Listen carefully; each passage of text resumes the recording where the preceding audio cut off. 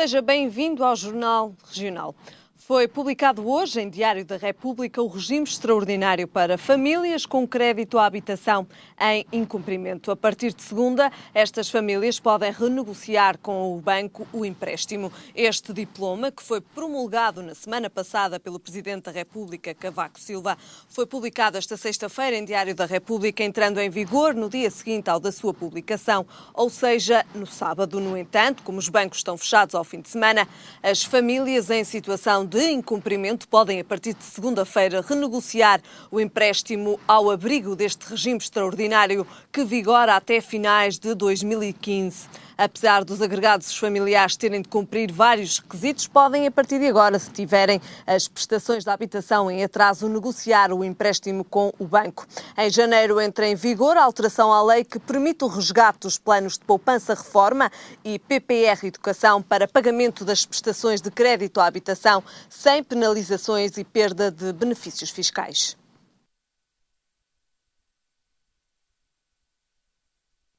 Ficamos agora com a síntese das notícias regionais. 7 anos de prisão em cúmulo jurídico a um homem que furtou cheques em marcos de correio num valor global superior a 150 mil euros. O homem da Póvoa de Lanhoso foi condenado pela prática dos crimes de burla qualificada e de falsificação, ambos na forma continuada. Foi ainda condenado a indemnizar os lesados, nos quais se incluem os bancos Santander, Tota, Comercial Português, Espírito Santo Popular. 5 outras pessoas acusadas de colaborar no esquema foram absolvidas.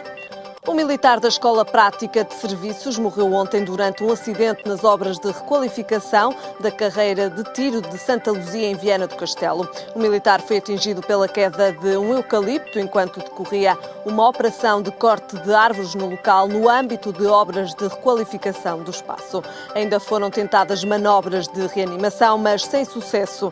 As circunstâncias em que se deu o acidente vão ser agora alvo de um inquérito. A Câmara do Porto chumbou a proposta da CDU para a requalificação do único bloco do bairro São Vicente de Paulo, que não foi demolido, e o estudo da viabilidade de construir habitação a rendas controladas nos terrenos devolutos. Para os comunistas, têm de ser encontradas soluções para que o investimento prometido seja mantido. O documento pretendia ainda a análise sobre a viabilidade de um projeto para os terrenos devolutos do bairro, de forma a aumentar a oferta de habitação a custos e rendas controladas, assim como de equipamentos sociais. A autarquia de Santo Tirso garante que não aceita a proposta de reforma administrativa que acaba com 10 das atuais 24 freguesias do concelho. E a Câmara de Vila do Conde vai interpor uma ação judicial para impugnar a redução de freguesias naquele município, considerando que a decisão do governo desrespeita os órgãos autárquicos. Para o Executivo de Santo Tirso, a proposta configura um ataque à população das freguesias do concelho. Já para o autarca de Vila do Conde, a decisão de extinguir freguesias em Vila do Conde foi tomada sem ouvir a Assembleia Municipal.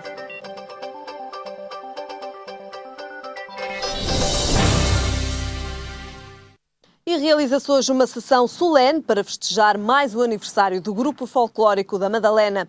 Mas para nos falar deste aniversário tenho comigo Carlos Pereira. Carlos Pereira, boa tarde, obrigado pela sua presença. Realiza-se então hoje uma sessão solene, já teve a oportunidade de me dizer que não é hoje o dia de aniversário, mas por questões que o ultrapassam, será então realizada hoje a sessão solene. Em primeiro lugar, muito boa tarde. Quero agradecer ao Jornal Regional e à RTV esta oportunidade de divulgar e promover o Grupo Folclórico da Madalena. De facto, nós vamos comemorar hoje o nosso 11º aniversário, será no auditório da Junta de Freguesia da Madalena, e para isso convidamos todas as coletividades, quer da Madalena, quer de Vila Nova de Gaia, obviamente que também a Câmara Municipal, a Assembleia Municipal, a nossa junta que tem estado connosco desde a primeira hora. Claro que nós sentimos-nos privilegiados com a presença dessas pessoas todas. O Grupo Folclórico, de Mas facto... por que motivo só se realiza hoje essa sessão solene, antes de passarmos de facto para aquilo que é o rancho folclórico da Madalena? Por motivos de saúde do seu presidente, que sofreu uma intervenção cirúrgica, no caso da minha pessoa, o qual também quero transmitir a todas as pessoas o carinho que eles me trataram, e que de facto estou aqui hoje pronto para novas aventuras. Muito bem, mas em que consiste de facto o Rancho Folclórico da Madalena? E agora sim vamos passar então a essa parte e também saber um pouco de como se formou este rancho folclórico e como se constitui. O Grupo Folclórico da Madalena nasce de uma aventura e de um acontecimento que existe em Vila Nova de Gaia que se chama as Marchas de São João. Um grupo de pessoas que participava dessas marchas desafiou-me, a mim e mais 4 pessoas, para formarmos uma lacuna e formarmos uma coletividade que se dedicasse à etnografia e ao folclore. Isto nasceu de uma pequena brincadeira que hoje tem uma dimensão e que, para respeitar aquilo que o nosso lema, que nós respeitamos, que é manter e divulgar e promover os hábitos dos nossos antepassados. Posto uma questão dessa forma, nós neste momento somos 54 pessoas, desde a tocata, ao corpo de dança e aos figurinos. Nós temos uma pequena particularidade, é que somos um grupo jovem, quer jovem na idade, quer jovem nos participantes. Quando se refere a um grupo jovem, está-se a referir a que faixas etárias? Desde os 8 anos até aos 70 anos, mas a alma mater do grupo folclórico, obviamente, que é o corpo de dança, todos eles são jovens, desde jovens universitários, temos trabalhadores, temos estudantes. Eles é que divulgam, eles é que têm a alegria de promover e divulgar aquilo que os nossos antepassados faziam, porque isso é que é o nosso objetivo. É com orgulho que vê que quando estes jovens se juntam a um grupo folclórico, ver que as tradições, afinal, não estão em desuso, mas que os jovens estão, de facto, a aderir bem a estas novas tradições. Novas, entre aspas. Nós começamos do princípio com 100 e tal pessoas, mas é isso que a mim pessoalmente me motiva. A mim, enquanto presidente, porque de facto aquela juventude que nós vemos em cima de um palco é qualquer coisa de singelo, porque de facto onde nós vamos, de norte a sul do país, as pessoas ficam admiradas como é que um grupo tão jovem ainda se mantém em atividade, com tantos jovens se mantém em atividade. Aquela gente está ali porque gosta, porque isto de andar no movimento associativo não é para quem quer, é para quem gosta. Quais é que foram os melhores momentos deste rancho folclórico? A ida aos Açores, fantástico. O que é que trouxeram em termos de cultura dos Açores? Quer a sua gastronomia, quer os seus usos, quer as suas formas muito particulares que ele tem de receber o continental, porque de facto aquela gente sabe receber, principalmente na Ilha do Pico e na Ilha de São Jorge. Eu tenho um grande amigo. Esta é a característica do folclore. Eu crio amigos de norte a sul do país e tenho um grande amigo em São Jorge que, de facto, é uma pessoa que está sempre disponível e para o grupo folclórico. E estamos a ver se o próximo ano, o ano 2013, vamos conseguir trazer esse grupo de São Jorge à freguesia da Madalena. Eu gostava de, só mesmo para lhe dizer uma coisa, isto do movimento associativo, nós temos que nos saber reinventar, sabe? E é uma das... a questão mais importante do grupo folclórico é mesmo essa. Nós não somos mais nem menos que os outros. Nós somos diferentes. E nós queremos fazer a diferença. E nós queremos marcar a diferença. Bem ou mal, o público, porque nós temos um target, que é o público, nós fazemos um espetáculo para o público, porque o folclore não é uma coisa monótona, é um espetáculo. Nós temos que ver isto pela parte comercial também, porque nós estamos a trabalhar para um público, para um target, e essa gente tem que ser muito bem tratada, porque o grupo sobrevive, é com os patrocinadores, é com os amigos, e quero dizer isto com toda a sinceridade. Que orgulho que eu tenho de ser presidente do Grupo Folclórico da Madalena, palavra de honra. É um orgulho para mim. Estamos praticamente a terminar. É de facto com orgulho que também hoje vê e está presente nesta sessão solene. Muito obrigado. O que é que espera para o Grupo Folclórico da Madalena nos próximos tempos? Muito rapidamente. Com muito trabalho, muita dedicação, muita humildade e, acima de tudo, como eu costumo terminar os meus ensaios, façam o favor de se aturarem uns aos outros. Muito obrigado pela sua presença. Eu é que agradeço. Luís Filipe Menezes diz ter por objetivo repovoar o centro do Porto, sobretudo com jovens. O candidato falou aos jornalistas depois de um encontro com investigadores e empresários em Gaia e até garantiu que já tem uma coligação para as autárquicas 2013. Primeiro, Menezes assumiu-se candidato suprapartidário ao Porto. Depois, teve a rejeição da conselhia do CDS-PP a aprovação da Conselhia do PSD e, no último fim de semana, a aprovação da Distrital Social Democrata. Talvez por isso, o candidato não se iniba de falar sobre a cidade que quer governar a partir de 2013, à margem de um encontro promovido pela Câmara do Comércio e Indústria Luso-Francesa e pela Associação dos Jovens Empresários. Luís Filipe Menezes garantiu que um dos grandes objetivos é repovoar o centro da cidade do Porto. Um dos grandes objetivos da cidade do Porto é repovoar a cidade. A cidade está sensivelmente com o número de habitantes que tinha em 1911. Não há cidade sem pessoas. E quando faltam as pessoas, morrem as instituições. A cidade burguesa da classe média do século passado, freguesias como Setúbal, Bonfim, Santo Ildefonso, essas três, pouco aquele núcleo central da cidade, precisam, essas, tanto como o centro histórico, ou mais que o centro histórico, precisam de um repovoamento, e um repovoamento qualitativo. Os jovens portuenses partiram da cidade. É preciso ir recuperá-los. A meta serão mais 50 mil habitantes para o centro que possam contar, segundo o candidato, com um Estado Social municipal. O ainda presidente da autarquia gaiense já disse que quer que o Porto seja a Barcelona Ocidental, que quer povoar o Porto. E serão estes planos já parte de uma campanha eleitoral? Não é campanha, são compromissos. Eu disse há 2 meses atrás que era candidato à Câmara do Porto. Portanto, é natural que agora, paulatinamente, quando falo de assuntos concretos, eu não vou fazer um livro, como assim os senhores que apresentam os livros de programa. O meu programa vai saindo de acordo com as questões que vão sendo colocadas, que eu não estou a pensar no Porto há 8 dias. Eu estou a pensar no Porto há muitos anos. Eu vivo há 40 anos no Porto e passo os fins de semana no Porto. Portanto, eu não conheço o Porto de anteontem. Eu joguei futebol no Pasteleiro, eu joguei ténis de mesa no Alvinegro Portuense, eu joguei futebol nos bairros, eu conheço o meu Porto. É caso para dizer que o presidente e também candidato está com um pé lá e o outro cá. E se por cá, Gaia, entenda-se, há coligação, por lá, por enquanto, não há maneira disso acontecer. Menezes não se mostra preocupado a um ano das autárquicas com coligações partidárias, prefere outras.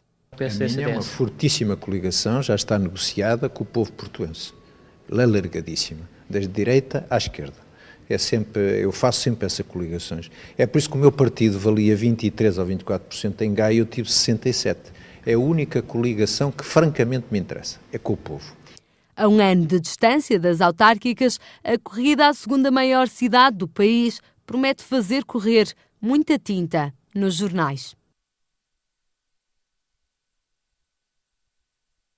E como já é habitual à sexta-feira, tenho comigo Cancela Moura. Cancela, boa noite, obrigado pela sua presença.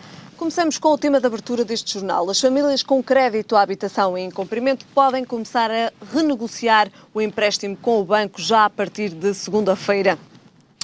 No entanto, tem alguns critérios para poderem fazer esta renegociação. Se, por um lado, podem fazer a partir de segunda-feira esta renegociação, têm que responder também a alguns critérios. De que forma é que esta medida pode ou não ser positiva para as famílias portuguesas? Para já é preciso dizer que parte-se de uma base que é aquela que interessa a toda a gente, de estarmos a falar de famílias que estão numa situação economicamente difícil. E depois este diploma também, e esta é a segunda questão prévia que era preciso colocar, este diploma não é isolado. É um diploma que é acompanhado de um outro conjunto de diplomas que desde o princípio, abril, maio deste ano, começou a ser lançadas as bases da sua discussão. Estes diplomas mereceram, portanto, e já agora é importante dizer, a abstenção da oposição por entenderem que o Governo deveria ter ido mais longe, embora as medidas que aqui estão nestes diplomas acabem por ser medidas muito positivas. Daquilo que eventualmente importa para as pessoas nestas medidas, importa dizer-se o seguinte: por exemplo, saiu um diploma que em dezembro passará a ser proibido o aumento de spread em situações, que o spread é a margem de lucro que o banco tem do dinheiro que empresta, nos créditos à habitação, em casos de arrendamento de casa, devido, por exemplo, à mudança do local de trabalho, e aqui esta distância são 50 km. Ou em situações em que ocorra desemprego ou renegociação contratual, por exemplo, por um divórcio. São situações de vida que acontecem naturalmente e que os bancos, na renegociação, acabavam por fazer aumentos de spread. Por exemplo, isto é uma medida muito positiva. Depois, é importante, mesmo assim, nestas circunstâncias, que se comprove que a prestação que eventualmente está a pagar ao banco representa uma taxa de esforço de 55% ou 60%, conforme o agregado seja com dependentes ou não. A outra medida que eu acho interessante e muito importante tem a ver com a libertação de meios, de recursos que as famílias têm e que muitas vezes, por razões de ordem legal, não podem utilizar. Estamos a falar dos PPRs e estamos a falar dos planos de poupança e educação, que a partir de janeiro também vai-se permitir o resgate destes... Entra em vigor também uma nova alteração à lei. Mas vai-se permitir que neste diploma, que estes planos de poupança possam ser resgatados sem penalizações. Até agora há uma penalização fortíssima se eles fossem resgatados para fins diferentes daqueles a que estavam destinados. Exatamente. E permitir-se-á essa libertação de meios para que as famílias possam fazer face a estas dificuldades de pagamento do crédito de habitação. Quanto ao crédito de habitação propriamente dito e quanto à situação economicamente difícil das famílias, estamos a falar de situações em que pelo menos exista um cônjuge no desemprego. E isto é uma situação, atendendo ao aumento da taxa de desemprego, é uma situação recorrente. Estamos a falar de uma situação onde o rendimento bruto do agregado familiar tem uma redução de 35%, pelo menos. Estamos a falar de uma taxa de esforço do agregado familiar que seja aumentada em valor igual ou superior a 45% ou 50%, havendo dependentes ou não tendo dependentes. Portanto, 45% para um agregado familiar com dependentes ou de 50% sem dependentes. Estamos a falar de uma situação em que o património global, o património financeiro global, o que é que isto significa? Por exemplo, as contas bancárias ou todas as outras aplicações financeiras estejam com uma redução, ou que sejam inferiores em metade ao rendimento anual do agregado familiar. E estamos a falar numa situação em que o património imobiliário, isto é, a propriedade de casas, se refira só àquela casa e, eventualmente, à garagem da casa, que é assim que diz a lei, e, pelo menos, imóveis até a um valor de 20 mil euros. Isto é, para este efeito, só pode ter como propriedade aquela casa. Basicamente, estas são as situações que são efetivamente identificadas como as condições de permitir o acesso à renegociação. A renegociação faz-se através de 3 situações, eu não ia particularizar, mas é um plano de reestruturação da dívida, são medidas complementares e serão medidas substitutivas da própria execução da hipotecária, isto é, quando deixam de pagar, existe uma ação, etc. Portanto, há também aqui a possibilidade de o fazer. A estes 3 níveis, importa dizer que no primeiro, se estamos a falar de um plano de reestruturação, estamos a falar, obviamente, de períodos de carência, de valores residuais de prestações durante um determinado período, de reduções de spread e, eventualmente, também uma concessão, em último recurso, uma concessão de um crédito autónomo para fazer face àquela dificuldade conjuntural. As medidas complementares, obviamente, serão medidas de reforço destes planos, mas aquilo que importará aqui dizer, porque acho que é positivo, é as medidas, o que é que acontece quando não se pode fazer mais nada. Exatamente. Em situações limite, existirá a possibilidade de entrega da casa ao banco. Mas essa é a condição, é o limite.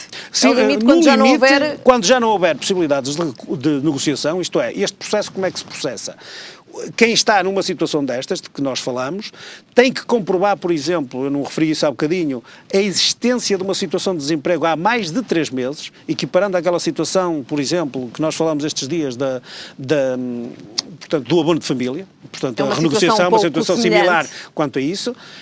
Entregam um requerimento no banco e o banco analisará se estarão dentro destes critérios ou não. na possibilidade, ou na impossibilidade de qualquer outro tipo de negociação, aquilo que acontecerá é a dação em cumprimento, que é a entrega da casa ao banco, é a alienação, isto é, a venda do imóvel ao Instituto de Habitação, portanto, que é uma das saídas muito interessantes, e, eventualmente, outra saída muito interessante desta lei é a permuta por outra habitação de valor inferior àquele. Portanto, com as necessárias particularidades que a lei possa ter. Mas penso que, de facto, esta... Importa referir que só vigora até finais de 2015. Independentemente disso, julgo que é muito positivo, até porque eu admito que se ela vigorar por este período de tempo, poderá eventualmente ser reapreciada para se dar continuidade. E já ajudará certamente muitas famílias. Não tenho dúvidas, até porque crise. Um dos problemas que aqui se coloca tem a ver com perda de rendimentos, falta de recursos, desemprego e, portanto, é deste tipo de medidas que, efetivamente, por exemplo, muitas das pessoas que estão em desespero de causa relativamente à sua habitação estariam à espera. Presumo eu que face a estas medidas e ao facto de elas serem tão positivas, mas darem saídas, eu julgo que se isso tivesse acontecido, por exemplo, há 2 anos atrás, que provavelmente muitos milhares de famílias poderiam ter tido solução que não tiveram até agora. Exatamente, muito bem. Fica então esta informação. A partir de segunda-feira, as famílias que tenham crédito à habitação em cumprimento podem começar a renegociar o empréstimo com os bancos. Passamos agora então para Matosinhos. Pelo menos 9 das 10 juntas de freguesia que compõem o Conselho de Matosinhos vão entregar uma providência cautelar nos tribunais competentes com o objetivo de travar a redução para 4 freguesias. O anúncio foi feito esta sexta-feira. Olha, eu julgo que esta... Como pode ser interpretada esta providência cautelar? Esta iniciativa é louvável, mas terá que ter o devido acompanhamento técnico e jurídico. Uma providência cautelar costuma ser o acautelar prévio de um direito, de uma forma extraordinária, de um direito que se quer acautelar numa ação principal.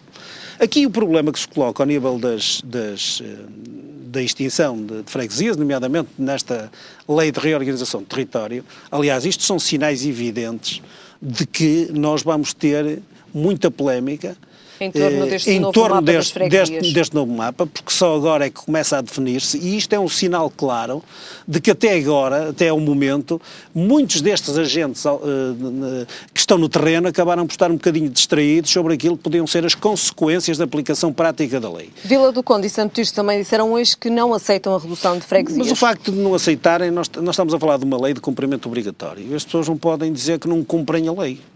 E tiveram a oportunidade até de, em termos de locais, de poder aprovar mapas alternativos, tendendo à especificidade local, com a margem de flexibilização de 20%, que reduziria muito menos, de eventualmente poderem fazer a desclassificação de freguesias de urbanas e não urbanas, de acordo com a especificidade local. Ou muitas situações. Digo que a lei, eu sou uma das pessoas que digo isto, é de facto cega na caracterização daquilo que é urbano e está a ser aplicada de uma forma quase homogénea no território nacional. Esta iniciativa de Matosinhos, eu gostaria de dizer-lhe que penso que vai desembocar numa situação que não deve ter solução, porque uma providência cautelar tem que ser sobre um objeto devidamente concretizado. Esta lei não tem na unidade técnica um órgão administrativo. A unidade técnica é um órgão de apoio da Assembleia da República. A decisão vai ser uma decisão política, que é uma deliberação da Assembleia da República. E eu temo que o êxito de diligências judiciais como estas não tenha vencimento. Até porque estamos a um ano das eleições autárquicas e aqui uma questão também se levanta. Será que este mapa das freguesias vai conseguir ser feito nos prazos que deverá? Essa é uma dúvida que foi suscitada pela ANAFRE, e o Presidente da ANAFRE hoje mesmo fez outra vez lembrar, e portanto é importante que os nossos telespectadores também tenham noção disso, lembrar que junto do Provedor de Justiça fizeram acionar os mecanismos legais para suscitar a legalidade e a constitucionalidade da lei junto do Tribunal Constitucional. Penso que estará para breve uma possibilidade do Tribunal Constitucional se vir pronunciar sobre a legalidade da lei, que está em cima da mesa essa discussão. O que eu dizia há bocadinho é que a própria decisão da Assembleia da República, seja ela qual for, aprovando um mapa final de freguesias, poderá ela própria, antes da promulgação, ser submetida a esta fiscalização preventiva da constitucionalidade. eu já aqui suscitei também esta questão, há pelo menos uma norma que leva a que isto possa acontecer. O artigo 5º da lei da Carta Europeia da Autonomia Local refere que, em termos de alteração dos limites territoriais das freguesias, as populações tenham que ser ouvidas, e têm que ser ouvidas eventualmente por via do referendo, e mas se até isso o for momento possível. não foram ouvidas. E todos os referendos que tentaram fazer... Aquilo que a Helena está a dizer é exatamente essa a abertura que dá para a violação desta norma perante a aplicação da lei. Isto é, perante o estabelecimento desta regra de audição prévia, ainda, e até por via do referendo, se for possível, como diz a Carta Europeia, esta lei ter sido implementada sem essa audição poderá levar a suscitar-se a legalidade e a constitucionalidade desta lei junto do Tribunal Constitucional, que eu penso que juridicamente será uma das poucas saídas que eventualmente existirá, porque não há aqui momento nenhum, ou momento algum, em que exista um ato administrativo que possa ser impugnado. Muito bem, Castelo Moura, ficamos então com este apontamento. O Conselho de Matosinhos vai entregar uma providência cautelar nos tribunais competentes com o objetivo de travar a redução para 4 freguesias. E este fim de semana festeja-se o São Martinho. Como já é tradição, as castanhas e a jerupiga fazem parte destes festejos e na Quinta da Bolsinha a data não vai passar em branco. Amanhã à noite é de muita animação, sem esquecer as castanhas. Esta mesa, tal como a vemos aqui, já está precisamente preparada para mais um São Martinho aqui neste espaço. É com muito prazer que renovamos outra vez os nossos costumes e mantê-los durante 22 anos. É com muito agrado que queremos receber os nossos clientes e familiares para festejarmos o nosso São Martinho com a nossa castanhinha, com a jerupiga, com o nosso início de buffet regional, onde vai ter a farinha, os rojõezinhos. E aquilo que já é habitual. Exatamente. E assim temos então o nosso tradicional bacalhau à lagareiro, com aquele azeitinho virgem. E a sobremesa vai ser uma rabanada com leite creme quentinho na hora, queimado na hora, melhor dizendo. Aqui a tradição ainda é o que era e as castanhas são certamente um prato principal amanhã na emenda dos festejos do São Martinho. Claro, o São Martinho está sempre associado às castanhas. Logo, as castanhas são a rainha da festa, acompanhada pelo rei, que será a jerupiga. E fora disso, terá também sempre os nossos pratos gostosos e a música, a dança. Pronto, passar uma noite agradável e sairmos daqui todos felizes. Isso é que é importante. Esta noite vai ser também diferente, tiveram um cuidado especial na elaboração da emenda e certamente também na elaboração de tudo aquilo que envolve os festejos desta noite. Sim, foi uma emenda pensada especificamente para a noite de São Martinho. Todos os momentos têm a ver com a castanha e a jerupiga e o São Martinho, o festejo. Aqui continua-se a festejar o São Martinho e vai-se continuar a festejar o São Martinho. Vai-se continuar a festejar o São Martinho, certamente. E esperemos que seja mais uma noite de muito êxito, quer para a casa, não é? Para a Quinta da Bolsinha, e também um momento feliz para as pessoas que vêm até nós. Amanhã, os clientes, porquê é que devem vir até aqui festejar a noite de São Martinho? É sempre agradável, temos em família e um pouquinho de dança com os nossos dueto, que é o grupo que vai estar a animar, e a seguir o Leandro, o nosso DJ, que a música já faz parte da nossa casa. A noite de São Martinho, então, na Quinta da Bolsinha, amanhã. Ficamos agora a saber como estará o tempo. E em todo o país são esperados aguaceiros. Quanto a temperaturas, o Porto espera uma máxima de 17 graus e 8 de mínima. Em Lisboa a máxima será 16 graus e a mínima de 10. E em Faro a máxima vai ser de 18 graus e a mínima de 13. É tudo por hoje. A informação, já sabe, está de regresso amanhã. Até lá, fique bem.